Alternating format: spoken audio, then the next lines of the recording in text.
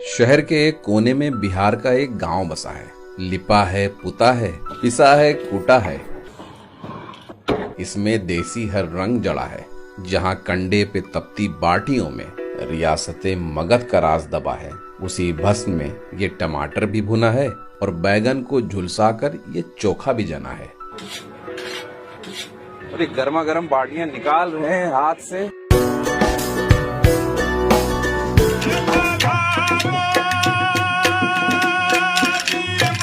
पीले से मटमैले गलियारे से मुआयना करते हुए मैं अंदर पहुंचा तो हवेली से इस अहाते के हर कोने में बड़े बड़े अक्षरों में बाटी चोखा लिखा हुआ था और बूटीदार रंगोलियों की चौखट के नक्काशी वाले दरवाजों के पीछे अंधेरा अब भी सोया हुआ था और कुछ दरवाजों के पीछे थी तैयारियों की खामोशी।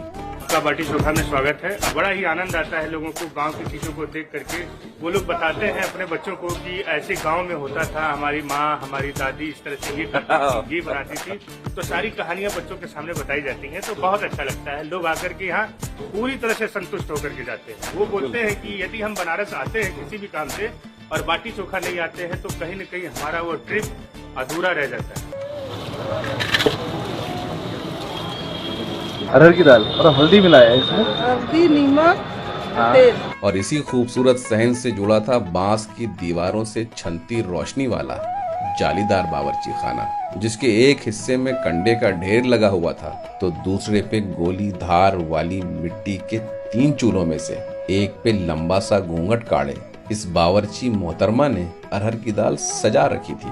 और इसी बावर्ची खाने के बीचों बीच 2 नौजवान कारीगरों ने पहले इस आधे ड्रम पे ये भारी भरकम लोहे की कढ़ाई चढ़ाई, जिसमें कल की राख के छर्रों के ऊपर बड़े सलीके से बिछाए गोबर के ताजे कंडे और फिर आग लगा दी। जो सारी खुशबू धुएं में मिल करके आ रही है उसका अपना एक अलग मजा पैदा हो रहा है। यहाँ पर आ गए हैं बैगन और टमाटर चोखे के लिए।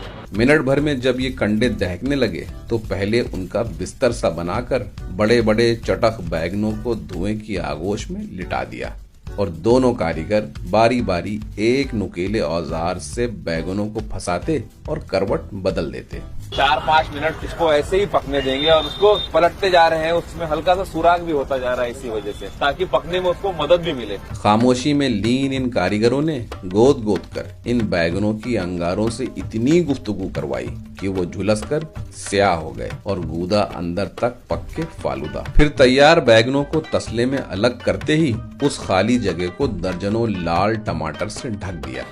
वाह भाई वाह, टमाटर भी आ गए इस पे। और ठीक उसी तरह इन टमाटरों को भी उलट पलट कर इतना झुलसाया गया कि उन पे काले धब्बे हावी हो गए। और टमाटर भी धीरे धीरे ऐसे सिकुड़ते हुए पक रहा है और उसमें भी सोनापन पूरा एब्जॉर्ब हो रहा है उसके अंदर। और इन दोनों भुनी हुई सब्जियों को उबले आलू, हरी धनिये और कच्चे सरसों के तेल में गूंद कर तैयार होगा चोखा। दाल का झाग भी तैयारी की गुहार लगाने लगा तो उसमें बाकी चीजें डालकर दाल दम पे रख दी गई। ये हल्दी की यहाँ कुटाई हो रही है, ऐसा तो मैंने नहीं देखा कहीं।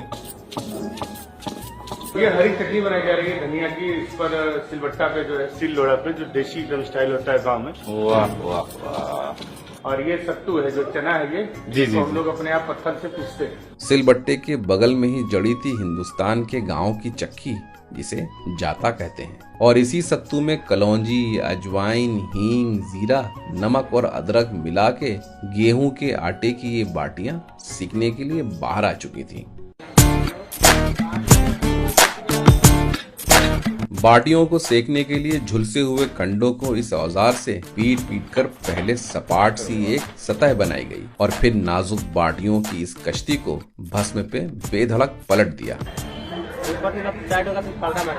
पलटते रहेंगे इसको ऐसे धीरे धीरे। इन बाटियों को दोनों कारीगर नजाकत के साथ रफ्तार से हर सेकंड घुमाते रहे तब तक जब तक इनसे नमी रिहा नहीं हो गई।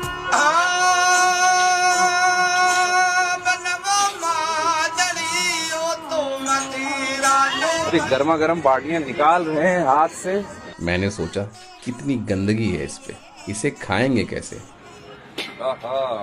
बस मेरा सोचना ही था कि कारीगर ने इन झुलसती हुई बाटियों को जूट के बोरे में भरकर पूरी ताकत से दाएं बाएं मथने लगा।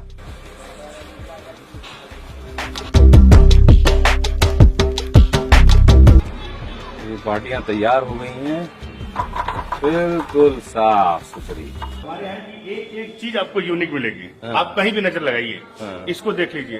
ये कम से कम 100 साल से ऊपर का पुराना है।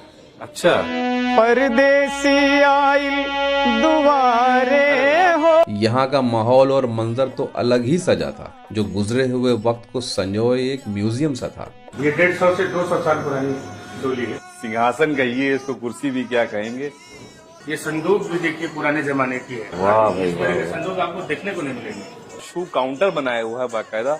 आप यहाँ पर बैठिए, अपने शूज रिमूव कीजिए, इस बास्केट में शूज रखेंगे, इसका लीजिए टोकन।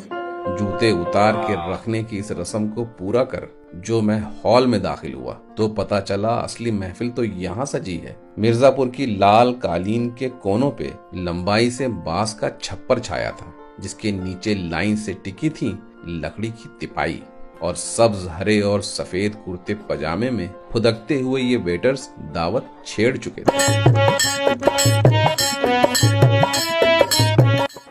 बैठते हैं, देखते हैं मेन्यू में है क्या। आइए भाई, एक सूप है और सूप को बहुत खूबसूरती से इन्होंने डेकोरेट किया है और उसी पे सारा मेन्यू दिया हुआ है। आज की दावत मेरी तरफ से थी, इसलिए मैंने ऑर्डर किया इनका सबसे स्पेशल बाटी चोखा।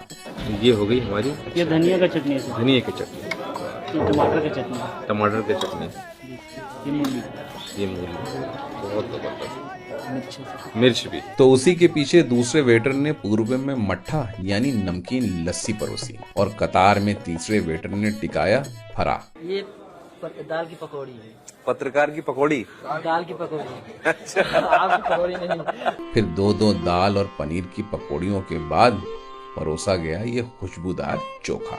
मैं इस फरा को आज पहली बार चखूंगा, जो चावल के आटे और उड़द की दाल का बना था। जायका अच्छा है। नमकीन ये तला हुआ फरा थोड़ा सख्त था, जो खिंच भी रहा था। अब लपेटते हैं इस पकौड़ी को हरी चटनी में। बेहतरीन। और जो मैंने इन पनीर पकौड़ियों को चखा, जबान पे घुल गई। टेस्ट बताइए कैसा।